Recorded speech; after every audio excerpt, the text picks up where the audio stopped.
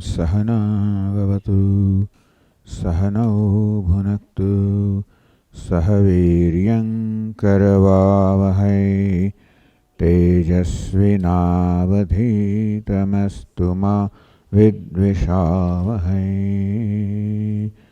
ॐ शान्ति शान्ति शान्तिः। ॐ पूर्णमदः पूर्णमिदं पूर्णात् पूर्णमुदच्यते पूर्णस्य पूर्णमादाय पूर्णमेवावशिष्यते। ॐ शान्ति शान्ति शान्तिः। श्रुतिस्मृतिपुराणानाम् आलयं करुणालयं नमामि भगवत्पादं शङ्करं लोकशङ्करं शङ्करं शङ्कराचार्यं केशवं बादरायणं सूत्रभाष्यकृतौ वन्दे भगवन्तौ पुनः पुनः। ईश्वरो गुरुरात्मेति मूर्तिभेदविभागिने व्योमवद्व्याप्तदेहाय दक्षिणामूर्तये नमः। सर्ववेदान्तसिद्धान्त गोचरं तमगोचरं गोविन्दं परमानन्दं सद्गुरुं प्रणतोऽस्म्यहम्।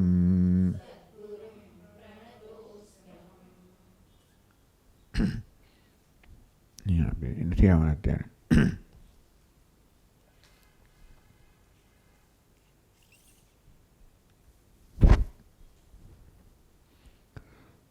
બસો 68 શ્લોક. જ્ઞાતે વસ્તુન્યપી બલવતી વાસનાનાદિરેષા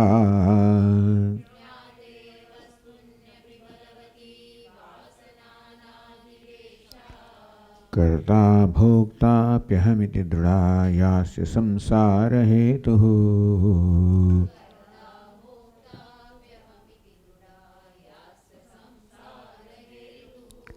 प्रत्यग्दृष्ट्यात्मनि निवसता सापनेया प्रयत्नात्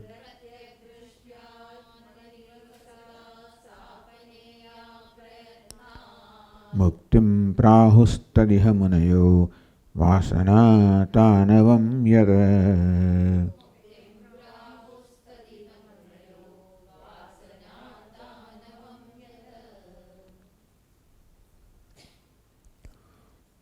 તો કહેવામાં આવે છે કે બ્રહ્મ વિદ્યા એ જીવન મુક્તિનું સાધન બનવું જોઈએ. જ્ઞાતે વસ્તુની અપી વસ્તુનું જ્ઞાન થયા પછી પણ એશા બલવતી અનાદિ વાસના. તો આ અત્યંત બળવાન વાસના અનાદિકાળથી ચાલતી આવી છે. કેવી વાસના? કર્તા ભોગતા અપી અહમિતિ દૃઢા યાસ્ય સંસાર હેતુ. આ પ્રકારે પોતાને કરતા ભોગતા માનવો, અર્થાત હું કોઈ પ્રયત્નથી મારી જાતને કરતા ભોગતા કહેતો નથી, કરતા ભોગતા કહેવાઈ જાય છે, વાસનાથી થઈ જાય. તો સવારે ચર્ચા કરી કે વાસના કોને કહેવાય? એવા સ્વાભાવિક વર્તનનું કારણ જે આપણે વિચારથી ન કર્યો હોય, સાવધાનીથી ન થયું હોય, જ્યારે સાવધાન ન હોઈએ ત્યારે આપણો સ્વભાવ આપણું નિયંત્રણ કરતો હોય છે. એ સ્વભાવ જેને કારણે છે એનું નામ છે વાસના. જ્યાં આગળ આ પ્રકારના ચીલાઓ પડી ગયા છે અને તેથી આપણી વૃત્તિઓ એ ચીલામાં જ વહેતી હોય છે. તો અનાદિકાળથી ઉપાધિમાં અહંભાવને કારણે હું કરતા છું, ભોગતા છું, આ પ્રકારના ખ્યાલને સ્વાભાવિક જ માનવામાં આવ્યા હતા. અંતેથી એ પ્રકારની માન્યતા ખ્યાલ એકદમ દૃઢ થઈ ગઈ છે. એટલે હું જ્યારે સભાન ન હોઉં ત્યારે ભલે મને બ્રહ્મ જ્ઞાન હોય એ મારી બુદ્ધિમાં છે, સભાન હોઉં ત્યારે બ્રહ્મ જ્ઞાન જરૂર મને ખપમાં ઉપયોગમાં આવે. સભાન ન હોઉં ત્યારે વળી પાછી પેલી ટેવો છે એ મારા મનનો કબજો લઈ લે અને હું કરતા છું, ભોગતા છું. એટલે દેહોહમ, દેહમાં, પ્રાણમાં, મનમાં, બુદ્ધિમાં અહમ ભાવ નૈસર્ગિક છે અવિદ્યાને કારણે. એટલે એ અહમ ભાવ હજી રહી જાય છે. એટલે બે સ્તરની વસ્તુ થઈ. એક તો બુદ્ધિમાં જે જ્ઞાન છે, જ્ઞાન દૂર થાય શ્રવણ મનન વગેરેથી. પરંતુ આ મનમાં, મનના સ્તરે, સ્વભાવના સ્તરે જે અવિદ્યા આ પ્રકારે પ્રસરી ગયેલી છે, જે આવી વિપરીત ભાવના કહો કે ભ્રમ કહો કે ખોટા ખ્યાલના રૂપમાં દ્રઢ થઈ ગઈ છે. એટલે અવિદ્યા આ પ્રકારે બે સ્તરે છે. આમ તો અંતઃકરણ શુદ્ધિને કારણે મોટાભાગની વાસનાઓ જતી રહી છે. એકી ભલે દ્રઢ વાસના કહે. અંતઃકરણ શુદ્ધિ એટલે રાગ દ્વેષ મહદ અંશે દૂર થવા, અને તો જ આ જ્ઞાન થઈ શકે. રાગ દ્વેષને જ વાસના કહેવાય. કે એ રાગ દ્વેષ આવેગો જન્માવનારા હોય છે. એટલે મહદ અંશે દૂર ના થાય તો જ્ઞાન જ ના થાય. છતાં પણ હજી એ પ્રકારની દેહાત્મ બુદ્ધિ રહી ગઈ હોય છે. એટલે એવી હોય જ્ઞાન થાય, એ જ્ઞાન બુદ્ધિમાં થાય જ્યારે બુદ્ધિ સાવધાન છે. અને ત્યારે પણ આ પ્રકારની જે ટેવ છે મનની, અહમ મમ કરવાની મનની જે ટેવ છે રહી ગઈ હોય છે, અને મનને એ ટેવમાંથી મુક્ત કરવાનું છે. ઉદ્ધરેદ આત્મના આત્માનમ. બુદ્ધિમાં, વિવેક બુદ્ધિમાં જ્ઞાન છે, હું બ્રહ્મ છું. જ્યારે આ મનમાં, સ્વભાવમાં હજી દેહાત બુદ્ધિના અંશ રહી ગયા હોય ત્યારે સાવધાનીથી સતત એ દેહાત બુદ્ધિને બ્રહ્માત્મ બુદ્ધિથી એને નિવૃત્ત કરવી, ત્યાં બ્રહ્માત્મ બુદ્ધિ સ્થાપિત કરવી. આ જ્ઞાન યજ્ઞ થયો. દૈવમેવા પરયજ્ઞમ યજ્ઞે યોગિન પરિપાસતે બ્રહ્માજ્ઞાવર પરયજ્ઞમ યજ્ઞેન એવોપજુહ્વતિ. અને ભગવાન બ્રહ્મયજ્ઞ કહે જેમાં જ્ઞાનની આહુતિ અપાય છે. જ્યાં સુપાધિક આત્મા અર્થાત ઉપાધિ સાથેના જે તાદાત્મ્યને કારણે ખ્યાલ જન્મે છે એની આહુતિ અપાય છે. હું બ્રહ્મ છું એ જ્ઞાનમાં. તો આ પ્રકારે વાસનાને ક્ષીણ બનાવવી, એટલી ક્ષીણ બનાવવી કે એનું કોઈ પણ બળ રહે નહીં. અર્થાત હું સાવધાન ન હોઉં ત્યારે પણ હવે મને મારામાં કોઈ અનર્થ જન્માવે નહીં, એટલી એ ક્ષીણ થઈ જાય પછી હું મુક્ત થઈ ગયો.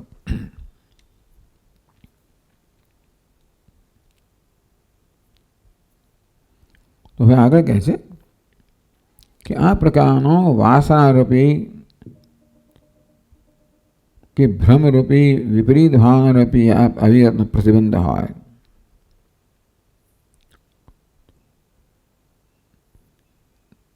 તો એ પ્રતિબંધ કયો છે અને કેમ એને દૂર કરવો, નિરાશ કેમ કરવો, એ વસ્તુ હવે આપણને પછીના શ્લોકમાં કહે છે, 269માં શ્લોકમાં.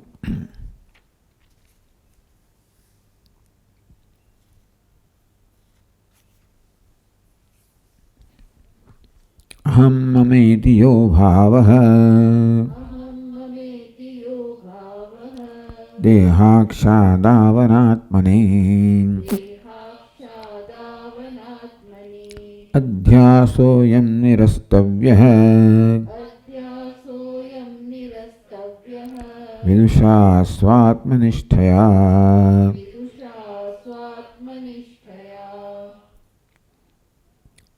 ચાલો આગળ કરતા ભોગતા એમ કહેવામાં આવ્યું, અહીં અહમ મમ એમ કહેવામાં આવ્યું.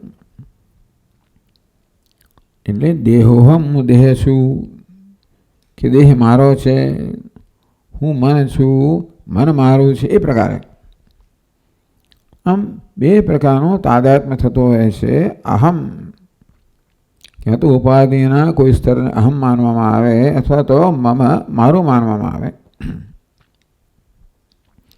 યો ભાવ દેહ અક્ષાદો અનાત્મની. દેહ એટલે દેહ, અક્ષલિંદીય, આદવ એટલે એમાં તો પ્રાણ આવે, મન આવે, બુદ્ધિ આવે. અનાત્મની આ બધા જે અનાત્મા છે એમાં અહમ મમ હું અને મારું આ પ્રકારનો એ ભાવ કહો કે ભ્રમ કહો કે ટેવ કહો કે વિપરીત બુદ્ધિ કહો, સ્વભાવ કહો. અધ્યાસોયમ આ જ અધ્યાસ છે. ઉપાધિમાં અહમ મમ ભાવ નામ અધ્યાસ. અધ્યાસ એટલે એ ઉપાધિના ધર્મનો આત્મા પર અધ્યારોપ કરવો, આત્મત્વનો અધ્યારોપ દેહમાં કરવો, દેહના ધર્મનો આત્મા પર આમ પરસ્પર અધ્યાસ છે, અન્યોન્ય અધ્યાસ. અધ્યાસ એમાંથી જ આ બધા પ્રકારનો ભાવ અહમ ભાવ જન્મ્યો, એને જ વાસના કહેવામાં આવી. દેહાત્મ બુદ્ધિ એટલે જ વાસના. દેહમાં આત્મબુદ્ધિ કે મમ બુદ્ધિ ચાલે, દેહમાં અહમ બુદ્ધિ કે મમ બુદ્ધિ એ મૂળભૂત વાસના. એ જ ભિન્ન ભિન્ન આકાર લે. દેહમાં અહમ બુદ્ધિ હોય તો પુરુષોહમ, સ્ત્રીહમ વગેરે વગેરે આ પ્રકારના આકાર લે. કે પછી આ મારો દેહ છે, આ મારું ઘર છે, મારું છે, ફલાણું વગેરે ખ્યાલ લે. અયમ અધ્યાસ વિદુષા નિરસ્તવ્ય. વિદ્વાને વિવેકી પુરુષે આ અધ્યાસનો નિરાશ કરવો જોઈએ. કેવી રીતે? સ્વાત્મનિષ્ઠયા, સ્વાત્મની બ્રહ્મણી નિષ્ઠયા, નિતરામ સ્થિતિ નિષ્ઠા.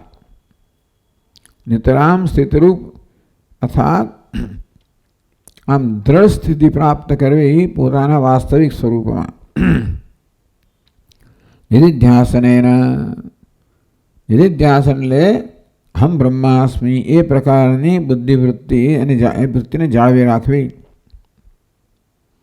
નિધિધ્યાસન એટલે ધ્યાન, વિશેષ પ્રકારનું ધ્યાન, જેમાં ધ્યાતાનું ધ્યાન, જે મારા પૂજ્ય સ્વામીજી કહેતા હતા. ધ્યાન કરનાર કોણ છે? હું. તો ધ્યાન કરનારનું ધ્યાન હું બ્રહ્મ છું. એ પ્રકારે હું બ્રહ્મ છું. જ્ઞાન તો છે જ. હવે એ જ્ઞાનને હવે મનની અંદર જાળવી રાખો. સાવધાનીથી મનને એ જ્ઞાનની અંદર જ રોકવું અને ધીમે ધીમે એમાં જ નિષ્ઠ બનાવવું.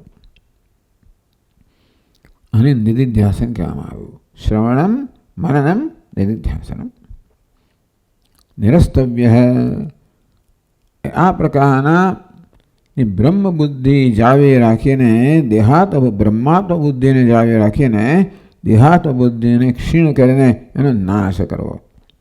નિરસ્ત સમૂલઘાતમ હંતવ્ય, મૂળ સહિત એનો નાશ કરવો જોઈએ. અજ્ઞાન મૂળ જે કંઈ હોય એને સહિત એનો નાશ કરવો જોઈએ. ટૂંકમાં આ ઉપાધિમાં અહમ ભાવ રહેવાના જોઈએ કે મમ ભાવ રહેવાના જોઈએ. ત્યાં સુધી બ્રહ્મ ભાવની અંદર નિષ્ઠા પ્રાપ્ત કરવી જોઈએ.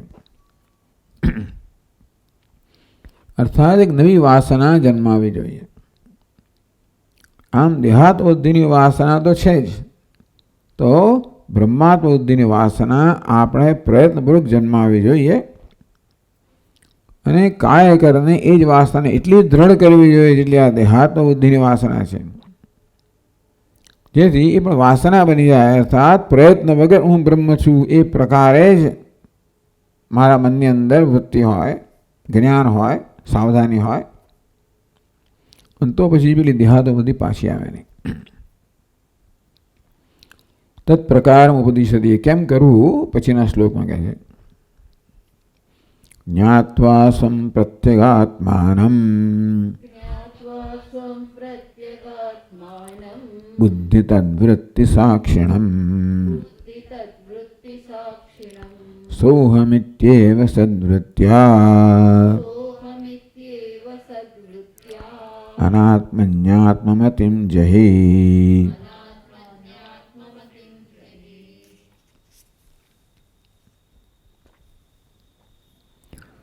જ્ઞાત્વા એ વસ્તુ કહે છે કે સ્વાત્મનિષ્ઠયા, સ્વાત્મામાં નિષ્ઠા પ્રાપ્ત કરીને અનાત્મામાં નિષ્ઠાની જે ટેવ પડી ગઈ છે, વાસના છે, એને દૂર કરવી. તો જ્ઞાત્વા સ્વમ પ્રત્યેગાત્માનમ, સ્વાત્મનિષ્ઠા કોને કહેવાય? કહી દીધું છે છતાં વળી પાછું સંક્ષેપમાં કહે છે સ્વમ પ્રત્યેગાત્માનમ, પોતાનું પ્રત્યેગાત્મા, પોતાનો અંતરાત્મા વાસ્તવિક સ્વરૂપ જે છે, બુદ્ધિ તદ્વૃત્તિ સાક્ષિણમ જ્ઞાત્વા, હું કોણ છું?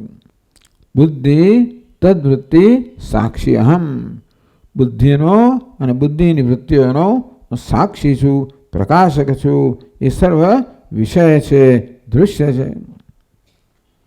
એ તો શું થાય? આ પ્રકારની સાવધાની ન જવામાં આવે તો બુદ્ધિમાં અને વૃત્તિમાં આપો અહમભાવ થઈ જાય. આમ બુદ્ધિમાં કર્તૃત્વ જન્મે તો હું કરતા છું, ભોક્તૃત્વ જન્મે હું ભોગતા છું, એ સ્વાભાવિક થઈ જતું હોય છે. એટલે એનાથી અંતર ઉત્પન્ન કરવું. હું કોણ છું? બુદ્ધિ તદ્વૃત્તિ સાક્ષિણમ, હું બુદ્ધિ નથી, બુદ્ધિનો સાક્ષી છું. વૃત્તિના બુદ્ધિ અને બુદ્ધિની વૃત્તિ કંઈ જુદા નથી, એ વૃત્તિમાન જ બુદ્ધિ કહેવામાં આવે છે. ઇન્દ્રિયાણી પરાણ્યાહુ ઇન્દ્રિયેભ્ય પરમ મનઃ, મનસસ્તુ પરા બુદ્ધિ યો બુદ્ધિ પરતસ્તુ સહ. સંક્ષેપમાં ભગવાને ભગવદ્ ગીતાના 3જા અધ્યાયમાં કહ્યું. કઠોપનિષદ બહુ વિસ્તારથી કહેવામાં આવે, પણ ભગવાને સરળતાથી કહ્યું. ઇન્દ્રિયાણી પરાણી આહુ, દેહ કરતા ઇન્દ્રિયો ચડિયાતી છે. ઇન્દ્રિયેભ્ય પરમ, ઇન્દ્રિય કરતા મન ચડિયાતું છે, એનો આત્મા છે, અંતરતમ છે. અને મન કરતા બુદ્ધિ ચડિયાતી છે, બુદ્ધિની નિયંત્રી છે મનની, અને મનનો આત્મા છે. યો બુદ્ધિ પરતસ્તુ સ, બુદ્ધિથી પણ પર છે, બુદ્ધિનો પણ આત્મા છે, એનો પણ સાક્ષી છે. સહ, એ હું છું. આ પ્રકારે આ વિવેક જે બધું બહુ વિસ્તારથી કહેવામાં આવ્યો છે, એને અહીંયા સંક્ષેપમાં કહ્યું બુદ્ધિ તદ્વૃત્તિ સાક્ષિણમ. યો બુદ્ધિ પરતસ્તુ સ, જે બુદ્ધિથી પણ પર છે, અર્થાત બુદ્ધિ અને બુદ્ધિ સૂક્ષ્મ, આપણા વ્યક્તિત્વમાં સૂક્ષ્મતમ જે છે બુદ્ધિ છે. એટલા માટે બુદ્ધિનો અહીંયા નિર્દેશ કર્યો. બાકી દેહથી શરૂ કરો, ઇન્દ્રિયોમાં બુદ્ધિ એ પ્રકારે સોહમિતિ, એ હું છું, આ સાક્ષી હું છું, પ્રકાશક હું છું, હું ચૈતન્ય સ્વરૂપ છું, સ્વપ્રકાશ છું. ઇત્યેવ સદ્વૃત્યા અનાત્મની આત્મવતિમ જહી. આ પ્રકારની સદ્વૃત્યા, આ સદ્વૃત્તિથી કાલત્રેભી બાધયોગ્ય વસ્તુ અભેદ જ્ઞાનેન. આ સત્વૃત્તિ, સત શબ્દનો અર્થ કર્યો સત. સત કોને કહેવાય? કાળત્રેભી તિષ્ઠતિ, જે ત્રણેય કાળમાં રહે છે, ત્રણેય કાળમાં જેનો બાધા નામ સત. કાળત્રેભી બાધ યોગ્ય વસ્તુ, સદવસ્તુ કહો, આત્મવસ્તુ કહો, એ હું છું, સત હું છું. સદવૃત્તિ, હું સત છું, એટલે સત કે બ્રહ્મ સાથે અભેદ વૃત્તિથી, અભેદ જ્ઞાનેના અનાત્મની બુદ્ધ્યાદવ, બુદ્ધિ વગેરેમાં જે આત્મમતિ છે એને હંતાન જહી, નાશ. હન ધાતુમાંથી આવ્યું, એટલે કહે છે કે હા ધાતુમાંથી પણ આવે તો કે નહીં, હન ધાતુનું રૂપ છે, એનો નાશ કરવો જોઈએ.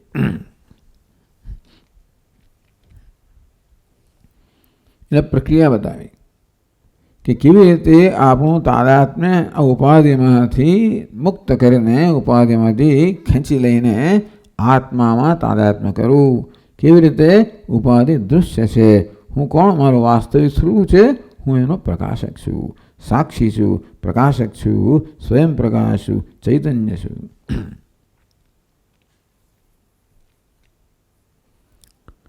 ભ્રાંતિ પરંપરા હેતુ ત્યાગને ભ્રાંતિમ ત્યાજયતી. ચાલો એવું છે ને કે આ પ્રકારે નિધિધ્યાસન કરવું હોય, જે પ્રકારનું ધ્યાન આપણે કરવું હોય એ પ્રકારનું જીવન આપણે જીવવું જોઈએ. એવું ન થાય કે આપણે ધ્યાન એક રીતે એક વસ્તુનું કરવા માંગીએ છીએ કે હું બ્રહ્મ છું, એ પ્રકારનું ધ્યાન કરવા માગતા હોઈએ. અમારું આચરણ દેહ છું, અને બુદ્ધિ છું, એ પ્રકારનું જ આચરણ હોય. તો દેહમાં, મનમાં, બુદ્ધિમાં અહંભાવને કારણે જે પ્રકારની વૃત્તિઓ જન્મે એને પ્રોત્સાહન આપે એ પ્રકારનું આચરણ હોય. તો પછી આ નિરિધ્યાસન હું બ્રહ્મ છું એ વસ્તુ સફળ ના થાય, સંભવિત ના બને. એ ભ્રાંતિ પરંપરા હેતુ ત્યાગ નહીં. આ ભ્રાંતિની જે પરંપરા છે એનું કારણ છે એનો ત્યાગ આપણે કરીએ. એટલે કે આપણા જીવનમાં પણ આ વસ્તુને ઉતારીએ. જે આપણે ધ્યાન સમય કરવા માંગીએ છીએ એ જ આપણા જીવનના વ્યવહારો ઉતરે. એટલે કે આપણે એવો વ્યવહાર ન કરીએ જે આપણે ધ્યાન દ્વારા જે ઈચ્છીએ છે એની વિરુદ્ધ હોય, એમ અવરોધક હોય એ પ્રકારનો વ્યવહાર ના કરવો જોઈએ. સ્વાભાવિક છે. એટલે જે મૂલ્ય આપણામાં હોય એ પ્રકારનો વ્યવહાર હોવો જોઈએ. એટલે આ વાસના જે છે એ કેવી રીતે જીવનમાં અભિવ્યક્ત થતી હોય છે? એ ભ્રાંતિ પરંપરા, ટૂંકમાં આજે અનાત્મામાં આત્મબુદ્ધિ છે એ કેવી રીતે આપણામાં ભ્રાંતિ જન્માવે ને એવી ખોટા પ્રકારના મૂલ્યો જન્માવતી હોય છે. કેવી ખોટી વસ્તુઓને જેનો મહત્વ આપતા હોઈએ છીએ એને કારણે પેલી અનાત્મ બુદ્ધિની જે વાસના છે એની કેમ પોષણ મળતું હોય છે ખબર નથી હોતી. અને તેથી આપણા વ્યવહાર દ્વારા પણ આપણે આપણા ભ્રમને પોષણ ના મળે તો બ્રહ્મ જ જન્મનો વ્યવહાર છે એનો ત્યાગ કરવો જોઈએ. એ કહે છે લોકાનુવર્તનમ त्यक्त्वा देहानुवर्तनम शास्त्रानुवर्तनम त्यक्त्वा स्वाध्यासापनयं कुरु.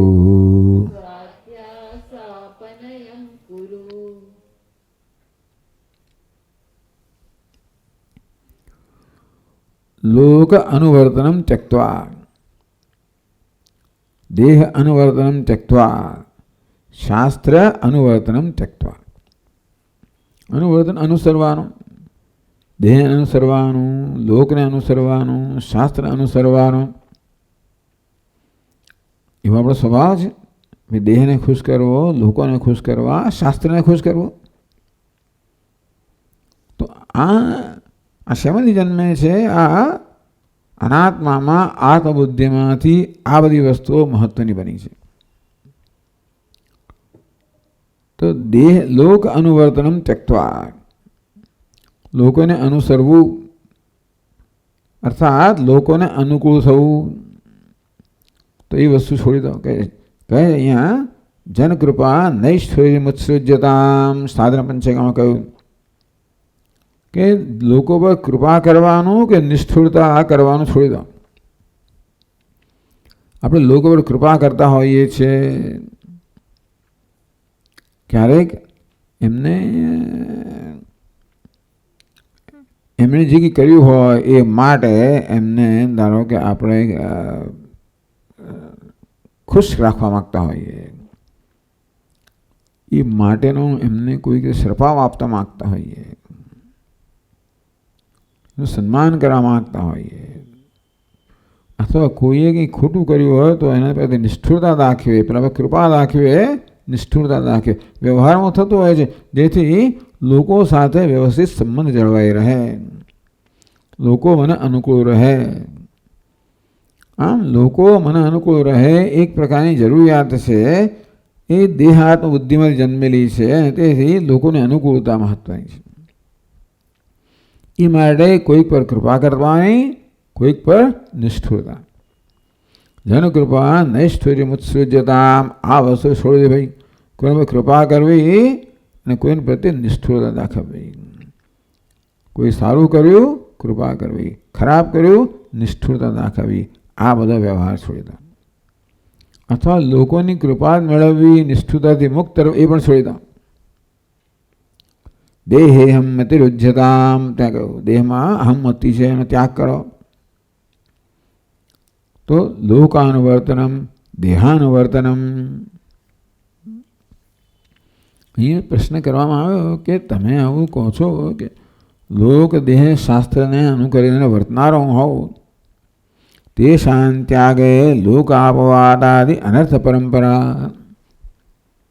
આ પ્રકારે લોકાચારનું અનુસરણ ના કરતો હોવ તો પછી લોક અપવાદ, લોકોને તિરસ્કારને પાત્ર થવું, નિંદાને પાત્ર થવું, તો અનેક અનર્થ પરંપરા જન્મે એનું શું?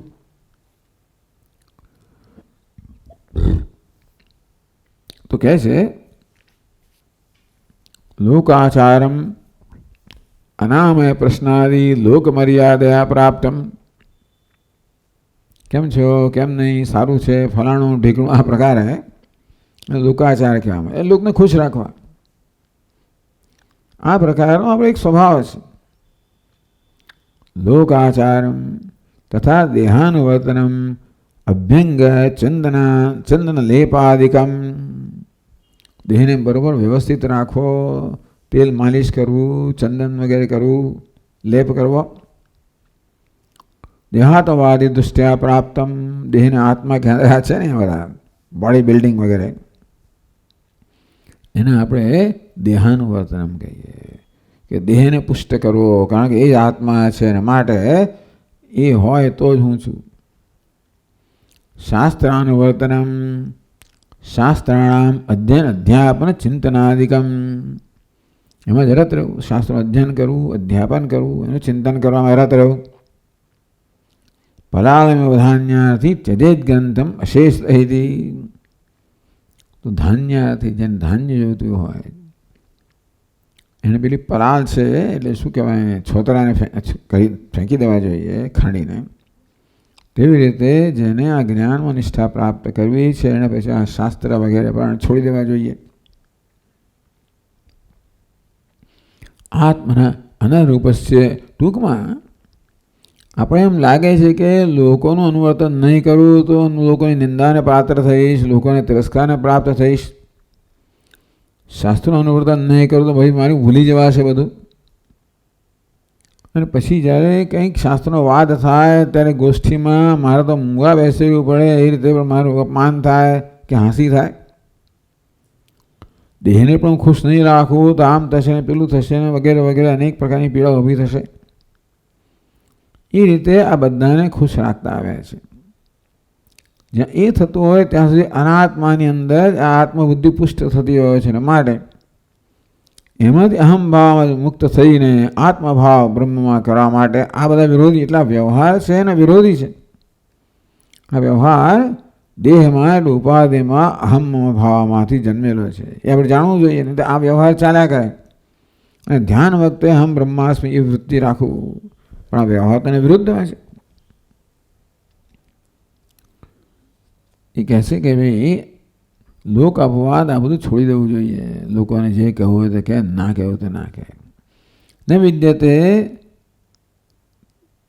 ખલુ કશ્ચિત ઉપાય સર્વલોક પરિતોષ કરો. યાર બધા લોકોને ખુશ રાખવાનો કોઈ પ્રકારનો ઉપાય છે નહીં. સર્વથા સ્વહિતમ આચરણીયમ કિમ કરિષ્યતિ જનો બહુ જલ્પ. જેને જે કહેવું હોય કે આપણું હિત જેમાં હોય આપણે કરવું જોઈએ. એટલે સ્વાર્થની વાત નથી. આ પ્રકારે લોક અનુસરણ કરવાને કારણે જે સમયનો શક્તિનો વ્યય થાય છે અને આ દેહમાં વગેરેમાં જે અહમ બુદ્ધિ દ્રઢ થતી હોય છે, એ મારું હિત શું છે તો કે બ્રહ્મનિષ્ઠા પ્રાપ્ત કરવી, એ હિતમાં અવરોધરૂપ છે. અને તેથી એને જો મારે કરવું હોય તો આ બધું છોડવું પડે. આ બંને પરસ્પર વિરુદ્ધ વસ્તુને આપણે પકડી ના શકીએ. દેહ પોષણાદુ તત્પરત્વે છે અધ્યાસ વૃદ્ધિ. આમ દેહનું પોષણ કરવું, વૃદ્ધિ કરવી, એમાં અધ્યાસની વૃદ્ધિ થાય. અધ્યયન અધ્યાપનાદિ પરણત્વે દૂષણ ભૂષણ ખંડન મંડન.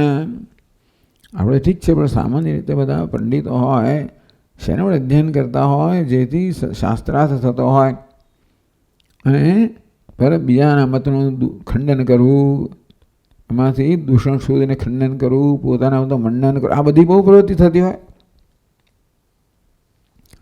તો સતત ખંડન મંડનાદિ ચિંતનમ, પેલું ખંડન કેમ કરું, આનું મંડન કેમ, એ ચિંતન થતું હોય. હું બ્રહ્મ છું એ ચિંતન ના થાય. લોકને અનુસરવાનું, લોકનું ચિંતન થયા કરતું હોય કે પેલા કેમ કરવું, શું કરવું, કેમ ખુશ રાખવું, આમ વગેરે વગેરે. શાસ્ત્ર વાસના હોય તો કેવી રીતે હું સાચો છું, મારો સિદ્ધાંત સાચો છે, પેલો ખોટો છે, એ રીતે એનું ચિંતન થતું હોય.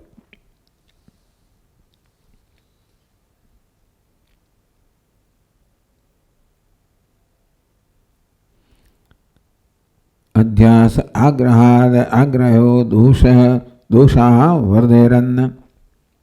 આ પ્રકારે બધા દોષની વૃદ્ધિ થાય, આગ્રહોની વૃદ્ધિ થાય, દોષની વૃદ્ધિ થાય. એમ કરીને આપણે જે વાસ્તવમાં સિદ્ધ કરવા માગીએ છીએ એના પર જ આઘાત થાય, એનો જ અવરોધ આવે.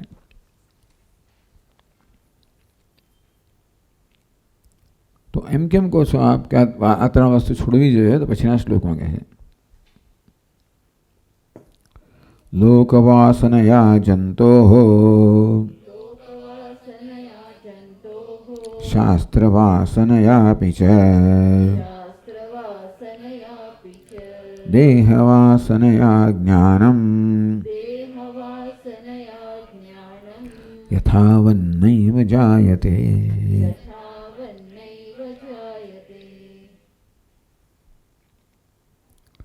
સર્વે જનાઃ યથા મામ નિંદન્તિ યથા સ્તુવન્તિ તથૈવ સર્વા ચરિષ્યામિતિ. કોઈ મારી નિંદા ના કરે, બધા મારી સ્તુતિ કરે, એ પ્રકારે હું વર્તન કરીશ. અને લોકવાસના કહેવામાં આવે. એમ વાસના અત્યંત પ્રતિબંધિકા કેનાપી સ્થાતુમ અશક્ય. કોઈ આ કરી ના શકે, ભગવાન ના કરી શકે કે બધા મારી પ્રશંસા જ કરો, કોઈ મારી નિંદા ના કરો, તો ભગવાન જગત ચલાવી ના શકે. એના માટે આ વસ્તુ હવે જે મુમુક્ષુ છે એને આ પ્રકારની ચિંતા છોડી દેવી જોઈએ.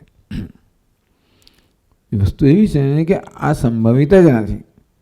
સર્વે જનાઃ મામ ન નિંદન્તિ, જેમ નિંદા કરે અને બધા અમારી સ્તુતિ કરે, આ વસ્તુ સંભવિત જ નથી. આ બધું જીવન મુક્તિ વિવેક પ્રકરણની અંદર બહુ ચર્ચા કરવામાં આવી વિદ્યારણ્ય સ્વામીએ. કો લોકમ આરાધ્યનું સમર્થ. આમ લોકોની આરાધના કરવા કોણ સમર્થ છે? વિદ્યારણ્ય સ્વામી પૂછે. એ તો આગળ વાંચી ગયા. અહીંયા એ જ કે વિદ્યતે ન ખલુ કશ્ચિદ ઉપાય સર્વલોક પરિતોષ કરો યહ. બધા લોકોને ખુશ કરવાનો કોઈ ઉપાય નથી. કોના માટે કહેવામાં આવે છે? આ મુમુક્ષ માટે કહેવામાં આવે, આ વ્યવહાર માટે કહેવામાં નથી આવતો. જેણે વ્યવહાર કરવાનો છે અને વ્યવહારની અંદર પોતાના જીવનને ચલાવવાનું છે, એમાં સફળતા મેળવવાની છે, એને નથી કહેવામાં આવતું. જે જ્ઞાન મેળવવા અને જ્ઞાન નિષ્ઠ થવા માગે છે એને આ બધી વસ્તુઓના મહત્વમાંથી મુક્ત થવું જોઈએ. સર્વથા સ્વૈતમાચરણીયમ કિમ કરિષ્યતિ બહુ જનો બહુ જલ્પયતિ તુલ્ય નિંદા સ્તુતિ. અને તેથી નિંદા સ્તુતિ માટે સમત્વ જાળવવું. શાસ્ત્ર વાસના એવી ત્યાં ચર્ચા કરવામાં આવી. ક્યાં? જીવન મુક્તિ વિવેક પ્રકરણમાં 3 પ્રકારની શાસ્ત્ર વાસના કહી. પાઠ વ્યસનમ, શાસ્ત્ર વ્યસનમ, અનુષ્ઠાન વ્યસનમ. એ કથાઓ કહેવામાં આવી. ભરદ્વાજ દુર્વાસ દાસુર દુષ્ટાંતે. ભરદ્વાજને પાઠ વ્યસન હતું, દુર્વાસાને શાસ્ત્ર વ્યસન હતું, દાસુરને અનુષ્ઠાન વ્યસન. અનુષ્ઠાન કર્યા જ કરે એક પછી. પેલા એ શાસ્ત્રો વાંચ્યા કરે અને એક પેલો પાઠ જ કર્યા કરે. તો આ બધી વસ્તુઓ કેવી રીતે એમના જ્ઞાન નિષ્ઠામાં અવરોધરૂપ બની. આ પ્રકારે આ શાસ્ત્ર વાસના 3 પ્રકારની શાસ્ત્ર વાસના ત્યાં કહી.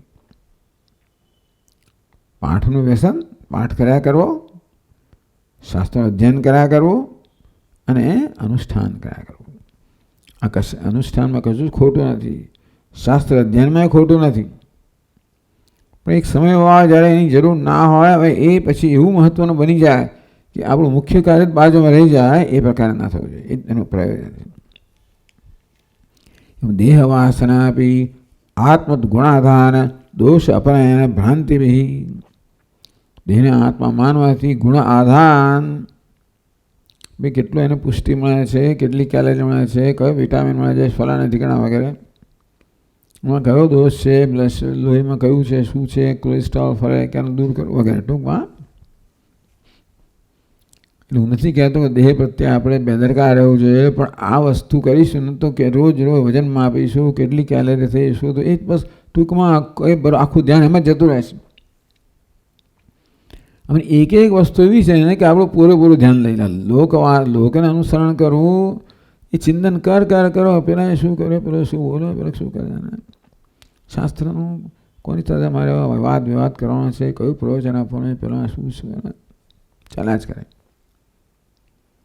અને આ દેહ વાસના એટલે કે આ વસ્તુને જો આપણે પ્રોત્સાહન આપીએ તો એના વિશે જો આપણે પ્રયત્ન કશું ન કરીએ તો આ બધામાં એવી સંભાવના છે કે આપણે બધો સમય શક્તિને હરી લે.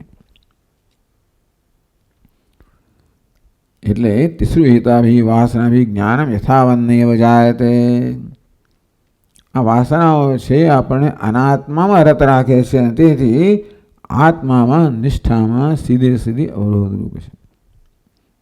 પ્રેક્ટિકલ ટૂંકમાં આપણે જીવનમાં જે ધ્યેય આપણે રાખ્યું છે અને જે કરવા માંગીએ છીએ ધ્યાન દરમિયાન જીવન પણ એને અનુરૂપ હોવું જોઈએ. એતત્રયમેવ સમ્યક જ્ઞાન પ્રતિબંધકમિતિ. આ ત્રણ છે એ સમ્યક જ્ઞાન યથાર્થ જ્ઞાન માટેના પ્રતિબંધક છે.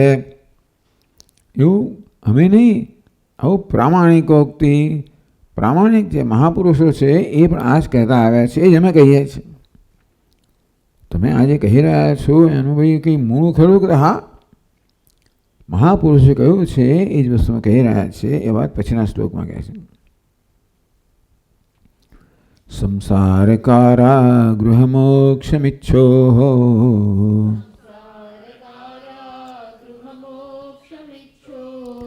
અયોમયં પાદનિબદ્ધ શૃંખલમ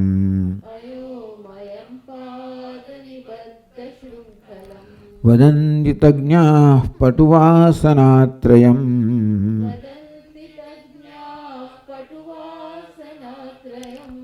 યોસ્માદ વિમુક્તઃ સમુપૈતિ મુક્તિમ.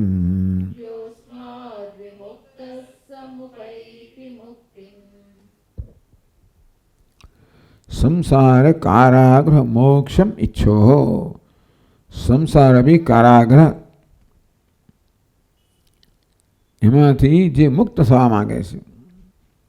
આ તો કારાગૃહ છે, જેલ છે, એમાં તો ફસાયેલા જ છે. એમાંથી મુક્ત થવાની ઈચ્છા ધરાવનારે. અયો તો પટુવાસનાત્રયમ. આ વાસનાત્રય જે કહેવામાં આવી, લોકવાસના, શાસ્ત્રવાસના, દેહવાસના, એ પટુ એ જ્યાં સુધી આ પ્રકારે પટુ છે એટલે કે એને ક્ષીણ કરવામાં નથી આવી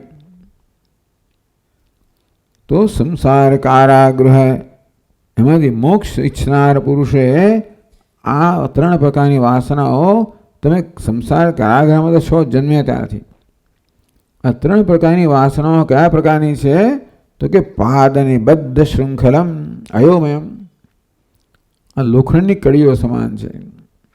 પાદ આપણા પગની અંદર લોખંડની કડીઓ હોય, બાંધેલી હોય, એ રીતે આ ત્રણ વાસનાઓ આપણને સંસાર કારાગૃહ બાંધી રાખનારી છે. અને સામાન્ય બધી જંજીર નથી. કેવી છે? અયોમયમ. આ તો લોખંડની બેડી છે. પાદ નિબદ્ધ શૃંખલમ. તો આવી રીતે આપણા બંને પગને જ્યારે બેડીથી બાંધી દેવામાં આવે તો ન ગંતુમ ન શક્નોતી, હલનચલન ના કરી શકાય. એટલે કે આપણે જ્યાં છીએ ત્યાંથી હરી ના શકીએ, આગળ વધી ના શકીએ. લોકાદિવાસનાત્રયુતઃ વિષ્ણુ પરમપદમ નૈવ પ્રાપ્તમ શક્નોતી.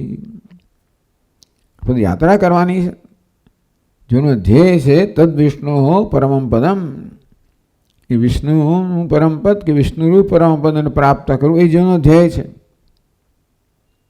અને આ બેડીઓ પગમાં હોય તો એક પગલું આગળ ના વધી શકીએ. એટલે આ જે યાત્રા છે, આધ્યાત્મિક યાત્રા, એમાં વિષ્ણુના પદને પ્રાપ્ત ધ્યેય છે, એ ધ્યેયને કોઈ રીતે સિદ્ધ ના થવા દે. વદંતિ તજ્ઞાહ, હું કોણ કહે છે? આવું તજ્ઞાહ, આ વિષયમાં જાણકાર લોકો, વિદ્વાન લોકો આવું કહે છે. એ જ અમે માત્ર અહીંયા આગળ દોહરાવ્યું. ટૂંકમાં અમે જે કહીએ છીએ એ મહાપુરુષો જે કહે છે એના પર આધારિત છે.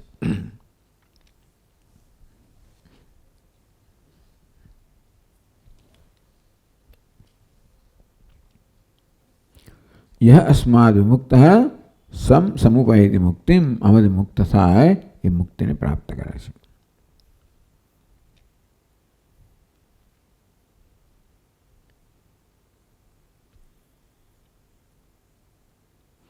તત્ર પ્રતિબંધક વાસના અપનયે સદુષ્ટાંતમ આત્મવાસના સમેધનમ કારણમાહ.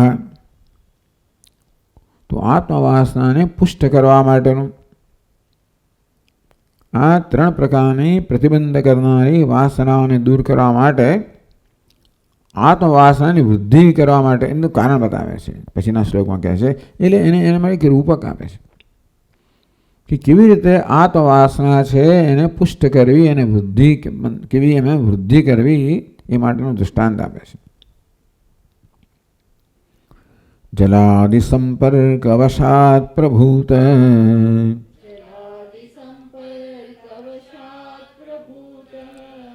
પ્રભૂત દુર્ગંધ ધૂતા ગરુ દિવ્ય વાસના, સંઘર્ષણેનૈવ વિભાતિ સમ્યક,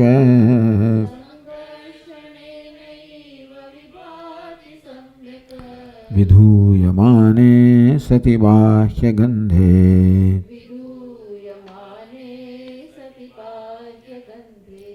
આ શ્લોકમાં દૃષ્ટાંતનું વિવરણ કરવામાં આવ્યું. આપણે જાણીએ તો દૃષ્ટાંત છે.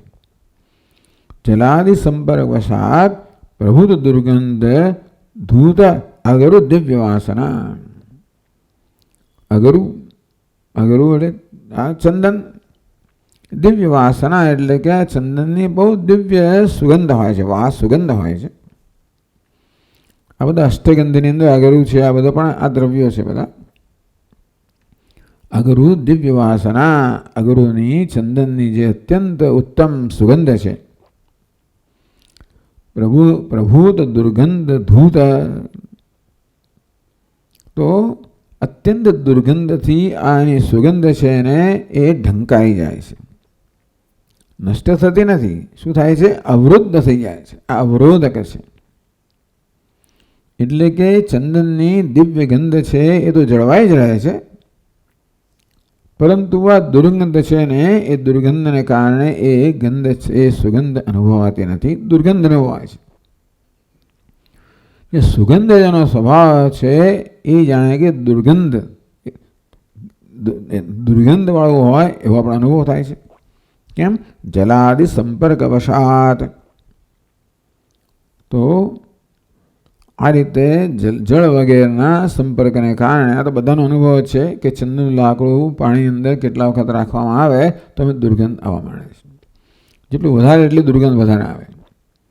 અને પેલી સુગંધ છે એ સુગંધ કેવી છે? ઢંકાઈ ગઈ, અવરુદ્ધ થઈ ગઈ,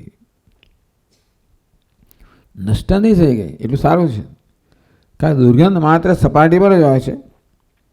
જો સાથેના સંપર્કને કારણે સપાટી ધારો કે કોવાઈ ગઈ હોય, એમાંથી દુર્ગંધ આવતી હોય, અને તેથી લાકડાનો સ્વભાવ બદલાયો નથી. માત્ર એ પોતાના સ્વભાવથી વિરુદ્ધ જાણે કે વર્તન કરી રહ્યું છે કશાકના સંપર્કને કારણે. એટલે કોઈ કુસંગમાં આવી ગયું હોય અને કેવી જાત જાતની ટેવો લઈ આવે અને બધું બોલવા માંડે, ઘા પાડવા, પીવા માંડે, એ બધું કરવા માંડે. સ્વભાવ એવો નથી. સંઘર્ષણે વિભાતિ સમ્યક વિધૂયમાને સતિ બાહ્ય ગંધે. સંઘર્ષણે નૈવ બાહ્ય ગંધે વિધૂયમાને સતી.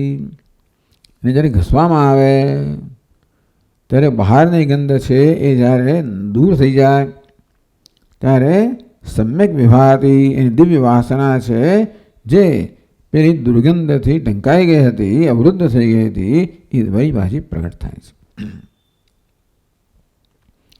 વિધુયમાને અપનીયમાને તિરસ્ક્રમાણે સમ્યક વિભાતી. આ દૃષ્ટાંત આપ્યું. દાષ્ટાંત કહે છે પછીના શ્લોકમાં. અંતશ્રિતાનંત દુરંત વાસના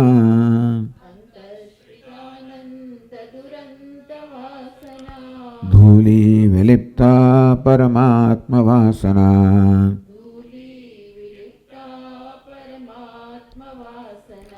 પ્રજ્ઞાદિ સંઘર્ષણતો વિશુદ્ધા પ્રતીયતે ચંદન ગંધવત સ્ફુટા.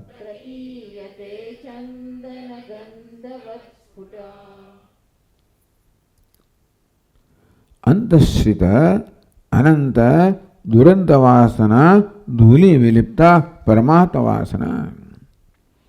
આમ પરમાત્મા તો અત્યંત સુગંધીદાર છે, આનંદ સ્વરૂપ છે, પરંતુ અંતર રહેલી અનંત અનેક પ્રકારની દુરંત એટલે દુષ્ટ અંતજનો છે, દુષ્ટ ફળ આપનારી છે, દુઃખ આપનારી છે. એ વાસના કઈ વાસના? અનાત્મ વાસના.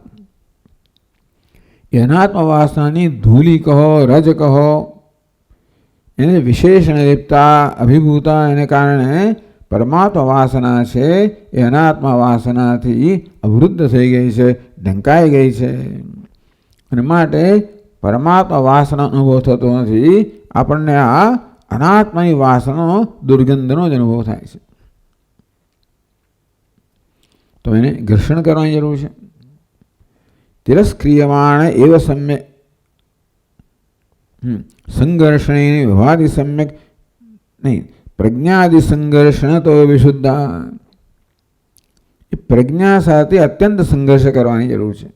પ્રજ્ઞારૂપી એને પથ્થર સાથે આને ઘસવાની જરૂર છે. પ્રજ્ઞયા તમે વિદ્યુરો વિજ્ઞાએ પ્રજ્ઞામ કુર્વીત બ્રાહ્મણ. બૃહદારણ્યક ઉપનિષદમાં કહેવામાં આવ્યું કે બીજી બધી પ્રવૃત્તિ છોડીને આ પ્રજ્ઞા છે એમાં નિષ્ઠા પ્રાપ્ત કરવી જોઈએ. બ્રહ્માત્મનો શોધિતયો એક ભાવાવગાહિની નિર્વિકલ્પાદિશિન્માત્ર વૃત્તિ પ્રજ્ઞેતિ કથ્યતે ઇતિ વક્ષ્યમાણે. આ કહેવામાં આવશે અહીંયા કે બ્રહ્મને આત્મા શોધિતયો, બ્રહ્મના વાસ્તવિક સ્વરૂપનો અને આત્માના વાસ્તવિક સ્વરૂપનું બંને ચિન્હ માત્ર છે એ પ્રકારે ઐક્યના જ્ઞાનથી એક ભાવાવગાહની બ્રહ્મને આત્માના ઐક્યને અવગાહિત કરનારી, એટલે કે ઐક્યને જાણનારી, ઐક્યનું જ્ઞાન ધરાવનારી, ઐક્યનું દર્શન કરનારી, નિર્વિકલ્પાત જેમાં કોઈ વિકલ્પ રહ્યો નથી બ્રહ્મના આત્માનો, એવી ચિન્હ માત્ર વૃત્તિ છે એને અહમ બ્રહ્માસ્મિ, એટલે અહમ ને બ્રહ્મના ઐક્ય વિષય કરનારી જે વૃત્તિ છે એને પ્રજ્ઞા કહેવામાં આવી, જેમાં નિષ્ઠા પ્રાપ્ત કરવી જોઈએ. ત્યાં તો ખરેખર આ બ્રહ્મનિષ્ઠાને પ્રજ્ઞા કહેવામાં આવી, આ વૃત્તિને પ્રજ્ઞા કહેવામાં આવી.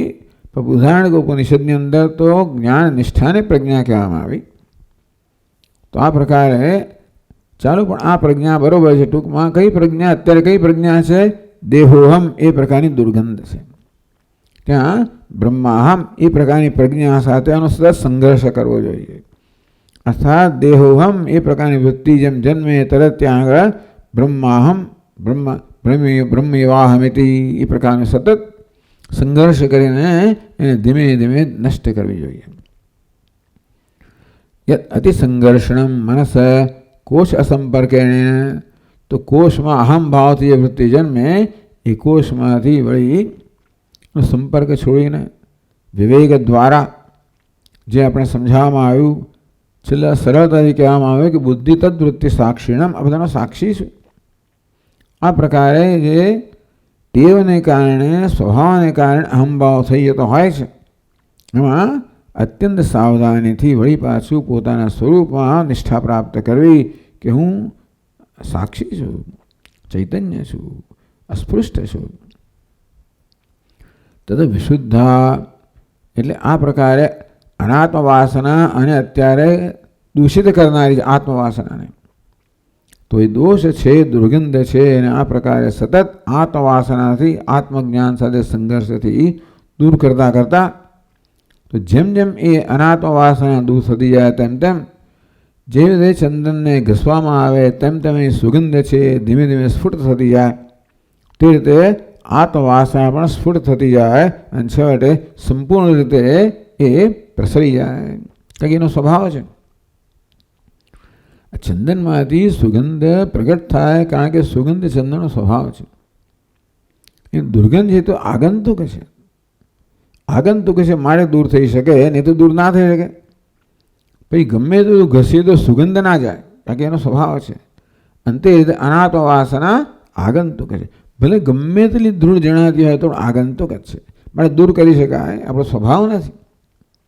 એ સ્વાભાવિક આપણી વૃત્તિથી કે સ્વાભાવિક જ્ઞાનથી એને સતત દૂર કરવાથી ધીમે ધીમે ધીમે આત્મવાસનાની જે સુગંધ છે, આનંદ છે, એ પ્રસરતો જાય અને છેવટે પેલી વાસનાને સંપૂર્ણ દૂર કરી નાખે. એ જ વાત વળી પાછી સંક્ષેપમાં કહે છે સંગ્રહણાથી. અનાત્મવાસના જાલમ અનાત્મવાસના જાલૈઃ તિરોભૂતાત્મવાસના નિત્યાત્મનિષ્ઠયા તેષાં નાશે ભાતિ સ્વયં સ્ફુટા. અનાત્મવાસના જાલૈઃ તિરોભૂતા આત્મવાસના. અનાત્માના વાસના એટલે અનાત્મા સાથે અહમભાવને કારણે જન્મેલી વાસના, જન્મેલો આ સ્વભાવ દેહોહમ, આ પ્રકારની વિપરીત બુદ્ધિ કે વિપરીત ભાવના, એનાથી તિરોભૂતા આત્મવાસના એટલે હું બ્રહ્મ છું, આત્મવાસના છે એ તિરોભૂત થઈ ગઈ છે, ઢંકાઈ ગયેલી છે. લોકદેહ શાસ્ત્ર વાસના, તો કે આગળ જે અનાત્મ વાસના કહેવામાં આવી એ લોકવાસના, દેહવાસના, શાસ્ત્ર વાસના. દંભો દર્પો વિમાનશ્ચ ક્રોધ પારુષ્યમેવ છે વગેરે વગેરે. ટૂંકમાં જે અનાત્મ વાસના આ દંભ દર્પ વગેરે આસુરી વૃત્તિઓ રૂપે પ્રગટ થતી હોય છે. તાસામ જાલૈઃ સમૂહૈ આત્મવાસના તિરોભૂતા. આ બધાની જાળથી સમૂહથી આત્મવાસના, આત્મનું વાસ્તવિક સ્વરૂપ છે એ તિરોભૂતા, એ આચ્છાદિત થઈ ગયું છે, ઢંકાઈ ગયું છે, તિરસ્કૃત થઈ ગયું છે. યકૃતા તેષામ અનાત્મવાસના જાલનમ નિત્યાય આત્મનિત્યા આત્મનિષ્ઠયા. તો આત્મનિષ્ઠા બ્રહ્મણી પરિસમાપ્તિ, હું બ્રહ્મ છું આ પ્રકારની નિષ્ઠાથી એનો નાશ કરો. નાશ થાય કારણ કે આ સત્ય છે, પેલી મિથ્યા છે, પેલી આગંતુક છે, આ સ્વાભાવિક છે, એટલા માટે એનો નાશ થાય. ચંદનમાં દુર્ગંધ છે, આગંતુક છે, માટે સ્વાભાવિક સુગંધથી એનો તિરસ્કાર થઈ શકે. એને બાળાની પદ્ધતિ અપનાવવી પડે, એમને એમ ના જાય. ત્યાં ઘર્ષણ કરવું એ પદ્ધતિ છે, બીજી કોઈ રીતે ના જાય. અહીં પણ આ રીતે હમ બ્રહ્માસ્મિ આ વૃત્તિ જાળવી રાખવી એ પદ્ધતિ છે. તો એ રીતે તેષામ નાશે, એમ જેમ જેમ આ વૃત્તિ સ્થિર થતી જાય તેમ તેમ અનાત્મ વાસના જે ક્ષીણ થતી જાય સ્વયં સ્ફુટા. છેવટે આત્મવાસના છે અત્યંત સ્ફુટ એટલે સ્પષ્ટ બને.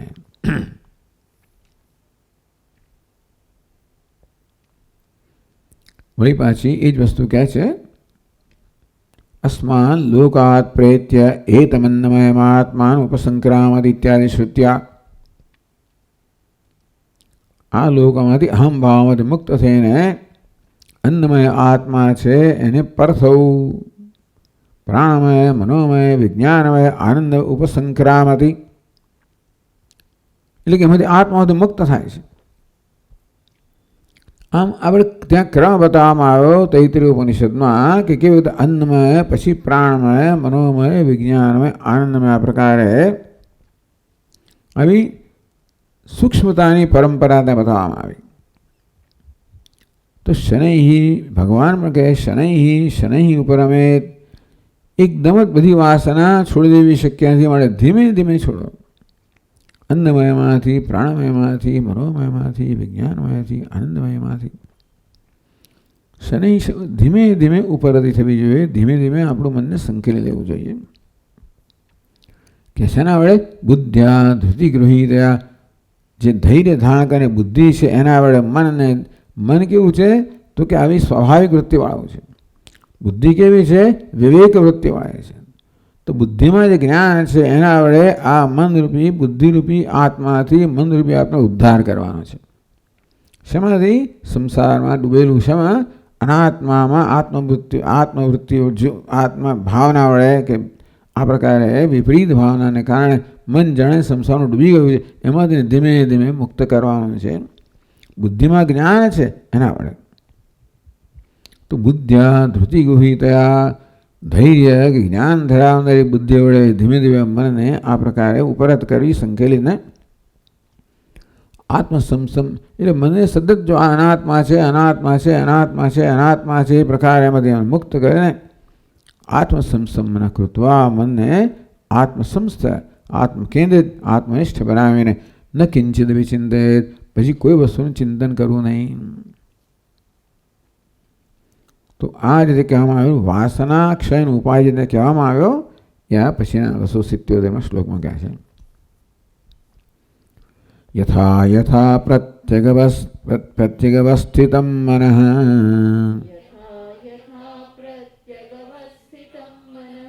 તથા તથા મુંચતિ બાહ્ય વાસનાઃ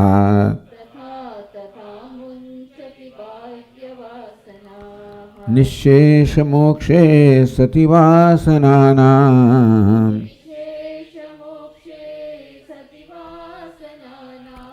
આત્માનુભૂતિ પ્રતિબંધ શૂન્યા.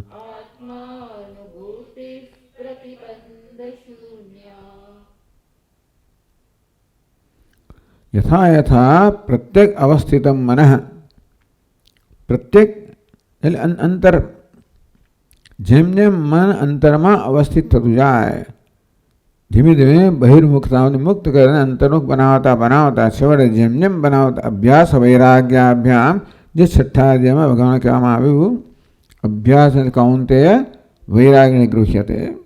એટલે બહિર્મુખ મનને વળી પાછું અંતર્મુખ બનાવવું અને જે સ્થળે મન દોડે છે એને વૈરાગ્ય દ્વારા મુક્ત કરીને અભ્યાસથી વળી પાછું એને અંતર્મુખ બનાવવું. અભ્યાસ વૈરાગ્યાભ્યામ જેમ જેમ આ પ્રકારે મનને અંતર્મુખ બનાવવામાં આવે આત્મનિષ્ઠ બનાવવામાં આવે તથા તથા બાહ્ય વાસના મુંચતી તેમ તેમ એટલે જેમ જેમ મનને આત્માનો સંપર્ક થતો જાય આત્માની શાંતિનો સ્વાદ મળતો જાય તેમ તેમ આ પુત્રાદિષુ મમતામ અન્નમયાદુ અહમતામ. આમ અહમ મમમાંથી મનને સ્વાદ મળે છે એટલા માટે મન ત્યાં જાય છે. મનને એ સ્વાદમાંથી મુક્ત કરવું હોય તો એનેથી ચડિયાતો સ્વાદ આપવો પડે. એટલા જ માટે મનને આત્મકેન્દ્રિત બનાવીએ જેમ જેમ મનને આંતરિક શાંતિનો અનુભવ થતો જાય તેમ તેમ એ બહારના રસમાંથી મુક્ત થાય. પરમ દૃષ્ટવા રસોપ્યસ્ય પરમ દૃષ્ટવા નિવર્તતે. કશીક વસ્તુના રસમાંથી મુક્ત થવું હોય તો એને ચડિયાતો રસ આપવો પડે. તો આ પ્રકારે મનને અંતર્મુખ બનાવવાથી આંતરિક શાંતિનો જેમ જેમ મનને અનુભવ થતો જાય આંતરિક રસનો જેમ જેમ મને અનુભવ થાય તેમ તેમ બહારના રસની તૃષ્ણામાંથી મુક્ત થાય. તથા તથા મુંચતી બાહ્ય વાસના. તો બહાર એટલે પુત્રાદિષુ મમતા અન્નમયાદવ અહંતા દેહ વગેરેમાં અહમ બુદ્ધિ પુત્ર વગેરે મહ બુદ્ધિ ધીમે ધીમે ધીમે આ અત્યારે જરૂરિયાત છે. એમાંથી એને સલામતી લાગે છે સુખ લાગે છે સ્વસ્થતા લાગે છે. નહીતર કોઈ એવું કરે નહીં. મમતા જે છે મહ બુદ્ધિ છે અહમ બુદ્ધિ એ મને અત્યારે સુખ કે સ્વસ્થતા કે સલામતી આપનારી એવું માનું છું. તો વાસ્તવિક સુખનો જેમ અનુભવ થતો જાય તેમ તેમ ધીમે ધીમે પછી આની અંદર જે ભ્રમ છે કે આ બધા સુખના સાધન છે છૂટતું જાય. નિશેષ મોક્ષે સતી વાસનાનામ નિશેષ મોક્ષે સતી. તો આ પ્રકારે અહમ બ્રહ્માસ્મિ એ વાસના જેમ જેમ દૃઢ થતી જાય તેમ તેમ આ દેહાદી વાસના જેમ જેમ ક્ષીણ થતી જાય એ સંપૂર્ણ મુક્ત થઈ જાય. રસોપ્યસ્ય પરમ દૃષ્ટવા નિવર્તતે. આત્મદર્શનથી અનાત્મનો રસ છે ધીમે ધીમે નિવૃત્ત થતો જાય. નિશેષ મોક્ષે કોઈ પ્રકારનો શેષ ન રહે એ પ્રકારે એ વાસનાઓથી મુક્તિ પ્રાપ્ત થાય. આત્માનુભૂતિ પ્રતિબંધ શૂન્ય. તો આ વાસના પ્રતિબંધ શૂન્ય થતા દૂર થતા આત્માનુભૂતિમાં સ્વાભાવિક બની જાય. જે અત્યારે પ્રયત્નથી પ્રાપ્ત કરી રહ્યા છે એ ધીમે ધીમે ધીમે સ્વાભાવિક બની જાય. અત્યારે અજ્ઞાનને કારણે આ અનાત્મા વાસના સ્વાભાવિક બની ગઈ છે. તો આ પ્રકારના મહાન પ્રયત્નથી આત્મવાસનાને જેમ જેમ સ્વાભાવિક બનાવવામાં આવે તેમ તેમ અનાત્મ વાસનાની પકડ ઢીલી થતી જાય, ક્ષીણ થતી જાય. છેવટે આત્માની અનુભૂતિ છે એ સર્વ પ્રતિબંધથી શૂન્ય થાય. આ પ્રકારની પ્રક્રિયા બતાવવામાં આવી. એટલે વાસના ક્ષય એટલે કે દેહાત બુદ્ધિનો ક્ષય. દેહાત બુદ્ધિ જે પછી બીજા પ્રકારની બુદ્ધિ જન્માવતી હોય છે. દેહ વાસના કહો, શાસ્ત્ર વાસના કહો, લોક વાસના કહો, એ છેવટે અનાત્મા આત્મબુદ્ધિથી જ જન્મનારી છે. એટલે આ અનાત્મ વાસના છે વ્યવહારમાં આ પ્રકારની વાસનાઓ જન્માવનારી છે. એટલે એ વ્યવહારની વાસનાઓ જેમ જેમ છોડતા જઈએ તેમ તેમ અનાત્મ વાસના પણ છોડતા જઈએ છીએ. અને આ પ્રકારના ધ્યાનથી પછી સૂક્ષ્મ રીતે અનાત્મ વાસના મુક્ત થવું, આત્મવાસનાને ધીમે ધીમે દૃઢ બનાવવી અને તેને સ્વાભાવિક બનાવવી, આવી લાંબી પ્રક્રિયા છે. તો જ માણસ મુક્ત થાય. મુક્તિ કોને કહેવાય? સહજ રીતે આપણે હું બ્રહ્મ છું એ પ્રકારે સહજ રીતે આપણે જીવતા હોઈએ તો એની જીવન મુક્તિ કહેવાય. પ્રજહાતિ યદા કામાન સર્વાન પાર્થમનો. કામ કહો, વાસના કહો, સર્વ જ્યારે એમાંથી મુક્ત થાય તો આત્માનો સંતોષ ધીમે ધીમે સ્ફુટ થતો જાય અને આત્મસંતોષ પૂર્ણ રીતે જ્યારે વ્યક્ત થાય ત્યારે સ્થિત પ્રજ્ઞા તદોત્તરે અને સ્થિત પ્રજ્ઞા કહેવામાં આવે છે. એ આખી પ્રક્રિયા આ શ્લોકમાં આપણને સમજાવવામાં આવી. ઓમ પૂર્ણમદ પૂર્ણમિદમ પૂર્ણાત પૂર્ણમુદચ્યતે પૂર્ણસ્ય પૂર્ણમાદાય પૂર્ણમેવાવશિષ્યતે. ઓમ શાંતિ શાંતિ શાંતિ. શંકરં શંકરાચાર્યં કેશવં બાદરાયણં સૂત્રભાષ્યકૃતૌ વંદે ભગવन्तौ પુનઃ પુનઃ. ઈશ્વરો ગુરુરાત્મેતિ મૂર્તિભેદવિભાગિને વ્યોમવદ્વ્યાપ્તદેહાય દક્ષિણામૂર્તયે નમઃ. ઓમ શાંતિ શાંતિ શાંતિ. હરિ ઓમ. શ્રી ગુરુભ્યો નમઃ. હરિ ઓમ.